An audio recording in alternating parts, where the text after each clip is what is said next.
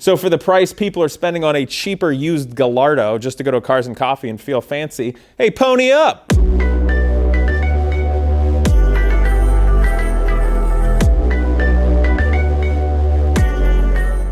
What's up, people? Today let's go over big professional level race cars. So as you know, Genius Garage runs amazing things. Indy Cars, Champ Car, prototypes, IMSA cars. So where do you get them?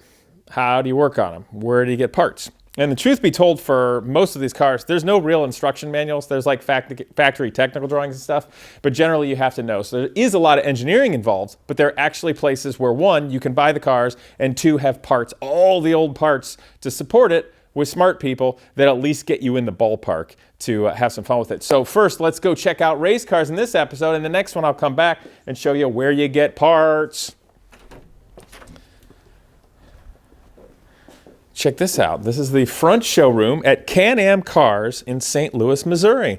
Good guys here, and I especially like the mechanic Alex because he is the absolute encyclopedia of wisdom with everything. So this is the front showroom where they put their fancy cars. They're all fancy and cool. But we're going to go in the back too, which is absolutely amazing.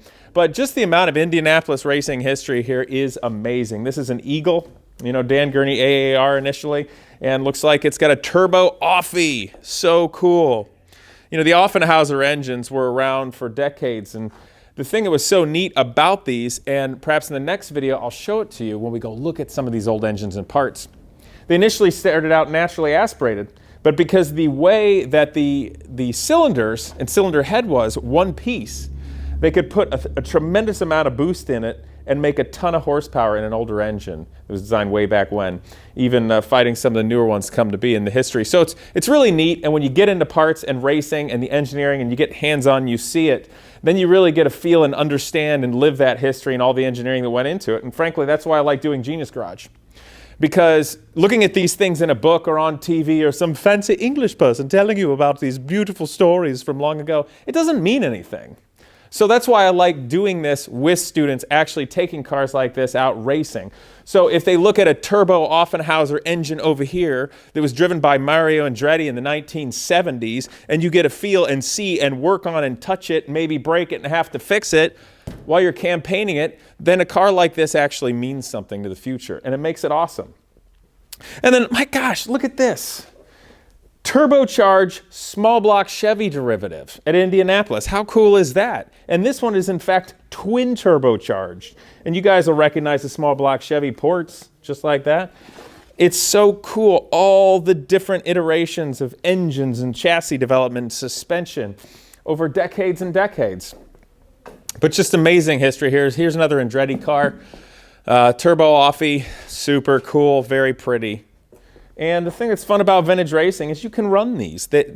Cars like this really should not just sit around. And if somebody buys them just to sit around, you're killing the car, man. You got to get it out. You got to do something with it. And I like that. And as an example, so this IndyCar, 2000s, I don't remember the exact year. What do we got? Chevrolet engine. Here's a spare engine for it. But something like this in the realm of big race cars, very affordable. I think this one, effectively ready to go, no spares, somewhere in that $100,000 area. So for the price people are spending on a cheaper used Gallardo just to go to Cars and Coffee and feel fancy, hey, pony up! Rock and roll. And actually an Indy car like this is pretty reasonable to support a go road racing and vintage. You know, you got to preheat everything, look after it nicely, and of course it's methanol, so there's some things that relate to that. But it's a big, nasty car for a reasonable sum of money. So you can basically take all those millions upon millions upon millions of dollars spent back when they went IndyCar racing with all those teams and all those big sponsors, and when the rules change and the time goes away, before all the snobs get excited about the history, then there's amazing cars like that you can go have a heck of a lot of fun in and or use to teach, like with Genius Garage. This is another neat car here. This was from the time period of the precursor to Can-Am racing, which, as you guys would know, in the mid to late 60s and early 70s was effectively unlimited sports car racing. This one would have started in the US RRC series, and you can see is a steel tube frame chassis, but this one looks to be a small block Chevy powered, which makes it really cool and makes me like it. The downdraft 2-choke Weber carburetors with the Hewland gearbox in the back. You can see mid-engine. It's just a wild, nasty car that I would say most of the baby boomer generation played with in slot cars and toy cars and got to go see. So just so much fun history here, just like hot, nasty speed, right? I love that. So I tell you what, let's go in the back and let's see what cool cars they got hiding out back there, because I find, these things here have just wonderful history, amazing drivers. I mean, we got Dan Gurney stuff going on, Mario Andretti, and that's neat, but there's so many interesting cars through history. So let's go check those guys out. We got a NASCAR. NASCARs are fun too. I like them. I like them especially set up for road race. It's like wielding big sledgehammer. You're going to slide them around. You're going to be ridiculous. Similar to the Genius Garage yellow Corvette race car. Basically our Corvette race car is lower, wider, and more lithe, but it's very similar to what a NASCAR is. Of course, these things in the realm of race cars are heavy and they're nasty and you can bump into each other, but they're still fun and they can be very affordable and very runnable too.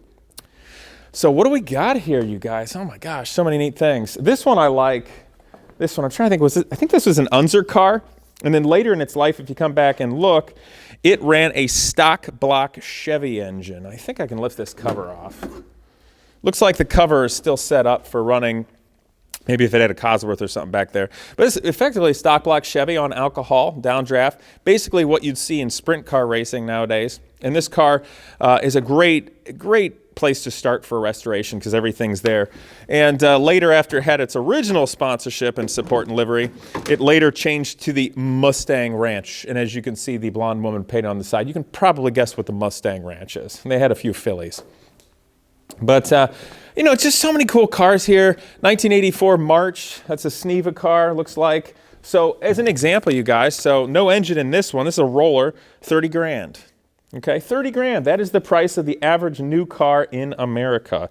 So it's pretty neat. And something like this, you can either decide to go back to a Cosworth engine if you like, get sophisticated and fancy like that, or you can even run a stock block Chevy, much like in that last car you saw on alcohol. So a car like this is neat because it comes from a time period where it's relatively sophisticated in its engineering of the 1980s. And frankly, there's a lot of these March chassis around, so if you need wings or suspension or gearboxes, you can come up with that. And this is a great platform to make an absolute rocket ship of a car that's relatively primitive and easy to run. Got a random V12 Jaguar here. Could stand to have a restoration. I bet that'd be a lot of fun to work on, probably a lot of fun to drive as well. And of course, more Indy cars. Got some smaller Formula cars here. What do we got here? Let's see. So if you want a 1989 Lola that ran in the Indy 500, you can. This one is complete, which means all the parts are there. They're asking 75 grand for it. Now, it could stand to be gone over, of course, because everything here looks a little older, but everything is there. So for somebody that's pretty techie, and maybe you're going to drive it if you're pretty athletic and good behind the wheel, this can be a really fun project. I, of course, like to utilize things like this in Genius Garage because they're a fantastic place to teach. So whether you're a sportsman or you're a crazy geek engineer or a collector, there's a lot of good things here. This is a mid-2000s, I think an 05 Champ car. Looks like it was a Graham Rahal machine. Pretty neat because it was one of the last days of still having a sequential shifter. Actually has a shift lever. But for a turbocharged, open wheel, big professional race car, this thing's an absolute rocket ship. And this one's actually a really good value too. So, I don't know, maybe something we should consider for Genius Garage in the future. I was kind of thinking of a GP2 car one of these days. But you're talking about things that are in the realm of Formula One technology and speed. And it's just so exciting that these exist, that anybody that has enough talent and or some money, of course, talent as a mechanic, craftsman, engineer, and hopefully driver as well, you can do something with it. So it's pretty exciting and pretty cool. Some of these, so we got some Champ cars here, going 2000s, late 90s, like this one over here. But some of these cars, and I'll show you a weirdo, if I'm not mistaken, this one, so this is probably mid-90s. What? You're a weirdo. So this one's got lights on it. Alex, what's the deal? Has this got a Goldwing motor in it? Yeah, so that's actually I don't know if they can hear you. Yeah? License plate on the back. Yeah, there's a plate. In the front. There's actually little LEDs on the bottom for turn signals. Yeah? And it's got a Honda Goldwing. This one has I think it's here, I can show you. The 6-cylinder. So I don't know if you guys can hear him, but they put a 6-cylinder Honda Goldwing engine in it, the motorcycle engine. We didn't do this one. No, somebody else did. So what is it? Might make 200 horsepower? So this one's fuel injected with a 6-cylinder. Okay, that's kind of neat. It's got 6 cylinders. So do they run the gearbox in this and then just run the final drive in that? Gearbox. There's a gearbox for the motorcycle engine, then there's a gearbox for the X-Track. So which gearbox? You use the X-Track to drive the car and then you just put it in top gear on this? There's actually 2 shifters inside. That's maniacal. 36 forward gears to play with. But Have you driven this thing? No, not this one. We've Yeah. got the Lola back there. That's a part I've driven before. I saw that. But that one actually, you have to shift it from outside, like it'd be a final drive. Oh, do you really? I'll be darned. So it's a fun example because there's a lot of rollers out there, and if they don't have the history, they might be a perfect candidate for either you're going to do a stock block engine or you want to do something fun, play along like with the Goldwing motor. Hey, Alex, okay, so at Indy Motor Speedway, they've got like some 2-seat cars and stuff they bang around on the street with, right? Yeah. Do they stick a Goldwing motor in those or something like that? There are a bunch of different ones. Yeah, There's some that actually have Aurora engines in. There's some that just have street motors in. They have a programmer that did a 2-seat drive program. Yeah, I saw that, where they drive around the streets. Multiple different cars. Most of those, most G-Force, of the track ones, Dolaras. the ones that go on track are usually Hondas. Okay. Because Honda's the sponsor of that program. Oh, like a Honda bike engine of some kind? It's a car engine? Honda IndyCar. Well, I was talking about the ones they drive around the streets and do the... Those are different. Those are from Delara. Oh, Delara, okay. I gotcha, that's Which is off right. the street. Yeah, I see it over at the factory there. They do one with Santa Claus. They put Santa Claus in the back. And they drive around, yeah? To the hospital, give kids presents. Okay, come on, let's check out some more, you guys. So, Champ Car 80s. This is cool. It's a turbo Chevy powered. So, you'll have to watch the next episode because we're going to go check out the parts and gearboxes and engines and stuff. But I kind of like this era. This is sort of my era. They're still nasty, still a little hairy because you're way up in the nose of this thing, which I think would be an interesting and neat driving experience. But you don't want to screw up. You're risking a little more with some of them, but they just look good. You're getting into the realm of aerospace engineering. They're obviously just blazingly fast and exciting cars, and I think that's why it was so much, in my opinion, more fun to watch racing back then. And I know, there's something about the way they look with that big rear wing and the big wing fences and such. And in the 80s, there was one year where the wing fences went all the way down. That was pretty cool to see, too. But the other reason I like coming to CanAm Cars here is because you get to walk through and just see what new history they've got. Might be a NASCAR, might be a Champ Car, IndyCar, whatever, but I enjoy it. And they've got some random street cars over here. Porsche GT3 track car, a 360, and a McLaren, which is fun. What else do we got?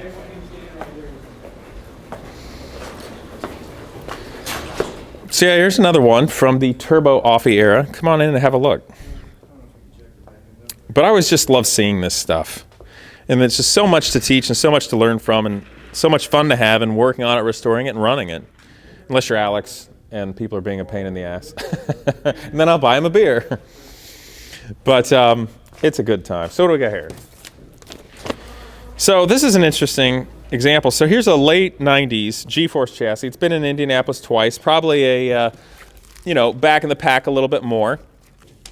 And I don't think it's got a roller, but you get a neat roller for in the 40s. So there's just so many really big, amazing cars that you can actually find out there in the world and build into something if you know how. But this isn't a realm where you're going to find a forum necessarily. You're not going to get an instruction manual. So you do have to make friends, and you actually have to be reasonably intelligent to do these things. But it exists. I mean, look at this. There's a giant root supercharger on an Offie. That is cool. Gear driven, I'm thinking. And some old Roadsters. This one's interesting. I have to find out about the history on that one. But that's pretty much it, guys. Let's go back up front.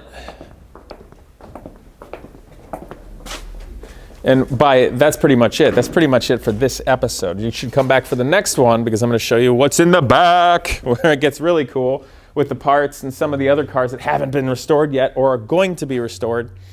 And it makes it a lot of fun. But I just think for all of you young people out there that enjoy racing and you're very technologically savvy, you want to learn, you want to grow, you want to go somewhere, maybe you dream of doing racing or big racing, don't worry about it.